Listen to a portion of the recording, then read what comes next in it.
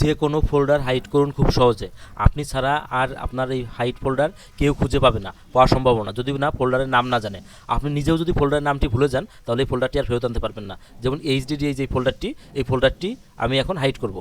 Hide করার জন্য আপনি যে ফোল্ডারটি যেখানে আছে সেই লোকেশন বারে চলে যাবেন। লোকেশন বার থেকে এই যে অ্যাড্রেস বারে চলে যাবেন। অ্যাড্রেস বারে গিয়ে লিখবেন সিএমডি, লিখে ইন্টার দিবেন। সিএমডি লিখে ইন্টার দেওয়ার পরে আপনি এখান থেকে ফোল্ডারটি হাইড করবেন। এই জন্য আপনি লিখবেন ATTRIB attrib space plus H space plus S space plus R space ফোল্ডারের নাম, অর্থাৎ এখানে যেইভাবে লেখা আছে সেইভাবে আপনার ফোল্ডারের নামটি লিখতে হবে। আমি এখানে লিখছি এইচডিডি, দেখেন এখানে এইচডিডি এইভাবে লেখা আছে, আমি এইভাবে লিখছি। লেখার পরে আমি একটা ইন্টার দিচ্ছি।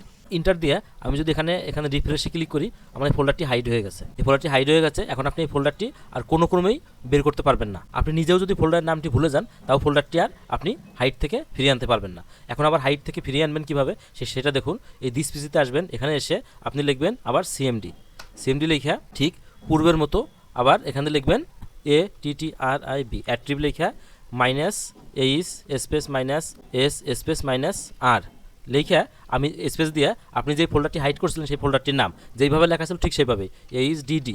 এখন দেখেন আমি যদি এখন ইন্টার দেই, এখানে আমার সেই এইচডিডি ফোল্ডারটি চলে আসবে। দেখেন আমি ইন্টার দিচ্ছি, দেখেন ইন্টার দেওয়ার সাথে সাথে আমার এইচডিডি ফোল্ডারটি চলে আসছে। আপনারা এইভাবে করে যে কোনো ফোল্ডার হাইড করতে পারবেন এবং আনহাইড করতে পারবেন। ধন্যবাদ। ভিডিওটি